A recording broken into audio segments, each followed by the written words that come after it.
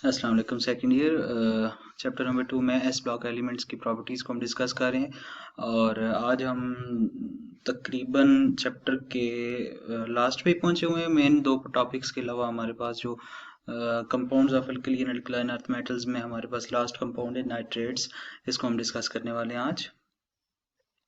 सो nitrates ये आज हमारा टॉपिक है जी। ठीक है, सो देख लेते हैं जी। पहले ये alkali and alkaline earth metals कौन सी हैं। देखें ये सामने आपके पास हाइड्रोजन को छोड़ के lithium, sodium, potassium, rubidium, caesium, francium, ये हो गई सारी alkali metals. Beryllium, magnesium, calcium, strontium, barium and radium, ये तमाम है अल्कलाइन अर्थ मेटल्स। ये अल्कली और अल्कलाइन अर्थ मेटल्स हैं।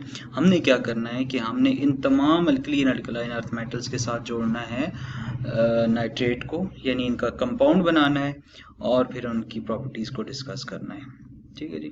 सो व्हाट आर नाइट्रेट्स, ये हमारे पास हेडिंग है, नीचे लिखी हुई है। नाइट्रेट्स इज एन आइन with the molecular formula of NO3 -1 or the salt with an anion. The name of compound used to contain the nitrate ester compounds ONO2, यानी ये होता ONO2 ईस्टर फॉर्म में है, लेकिन जब हम इसमें से ऑक्सीजन को डिलीट कर देते हैं तो ऑक्सीजन के कंपाउंड को इधर ले आते हैं, यानी कि NO3 बन जाता है। और इस तरह नाइट्रोजन के पास एक इलेक्ट्रॉन का इलेक्ट्रॉन एक्स्ट्रा होने की वजह से हम उसको लिख लेते हैं जी NO3 -1। सो ये हो गया हमारे नाइट्रेट्स। हमने alkali and alkaline earth metals के नामों को सेपरेटली देखा। अब हमने नाइट्रेट की डेफिनेशन पढ़ी। अब नाइट्रेट के फार्मूले स्ट्रक्चर को देख लेते हैं। ये देखें जी, नाइट्रेट का फार्मूला और स्ट्रक्चर है।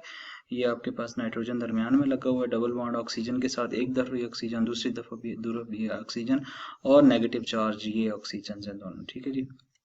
करना क्या है हमने कि उन अल्कली अल्कलाइन अर्थ मेटल्स को इन नाइट्रेट्स के साथ जोड़ना है। नाइट्रेट्स के साथ जोड़ने के बाद हमने वही दो प्रॉपर्टीज में जो पीछे डिस्कस की हैं वही पढ़ेंगे यहाँ भी, थर्मल स्टेबिलिटी और वाटर सॉल्युबिलिटी। ठीक है जी। सो ये जी हमारे पास आ गया solubility of order of nitrates of alkali metals. फिलहाल हमने अल्कली मेटल यानी lithium nitrate, sodium nitrate, potassium nitrate, rubidium nitrate, तमाम नाइट्रेट्स को लिया। अब हम इनकी चेक करें जी वाटर सॉल्युबिलिटी, यानी पानी में इनको हल कर रहे हैं और फिर इनकी प्रॉपर्टीज को देखेंगे जी। Nitrates of alkali metals are all soluble in water. On moving from top to bottom in group, solubility increases. This is because their lattice energy decreases more rapid with their hydration energies. Alkali metals और nitrates are water soluble.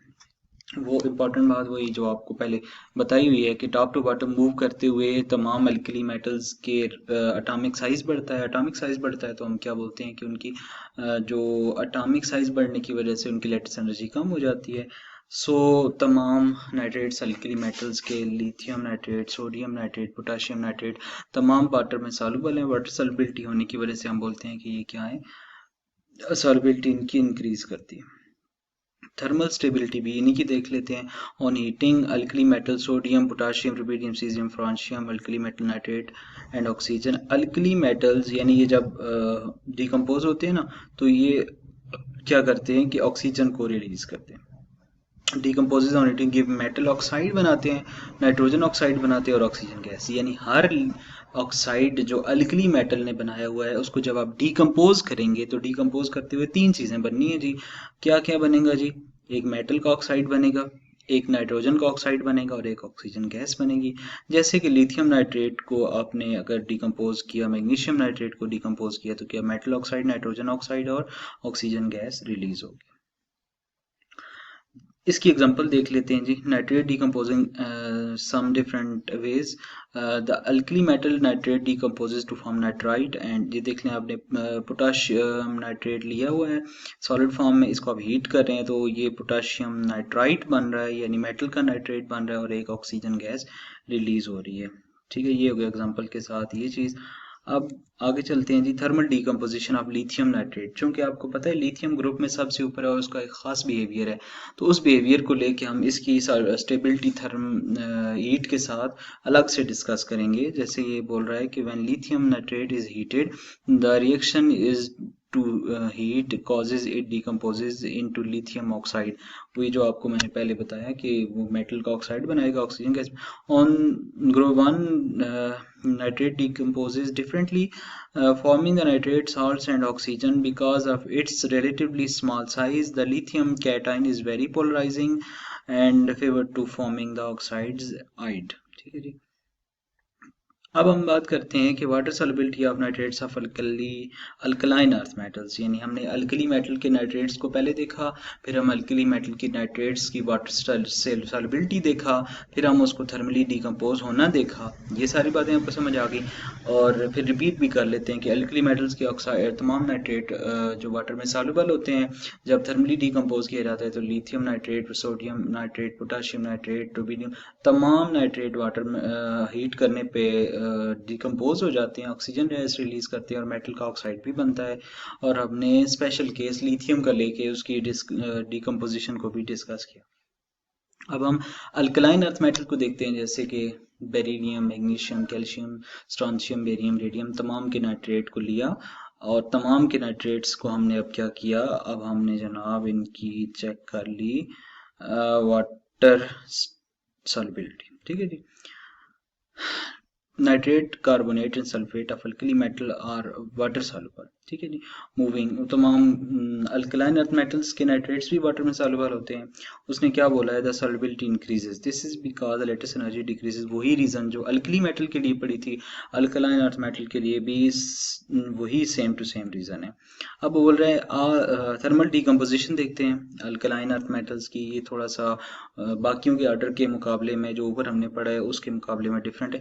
All the nitrates of this group undergo the thermal decomposition to give the metal oxide, nitrogen dioxide and oxygen. यहाँ पे nitrogen dioxide बनने वाला है, जो कि alkali metal यानी first A group के नाइट्रेट्स में ये बात नहीं थी. ठीक है जी, इंपॉर्टेंट बात है. The nitrates are white solids and oxide produce are also very white solid.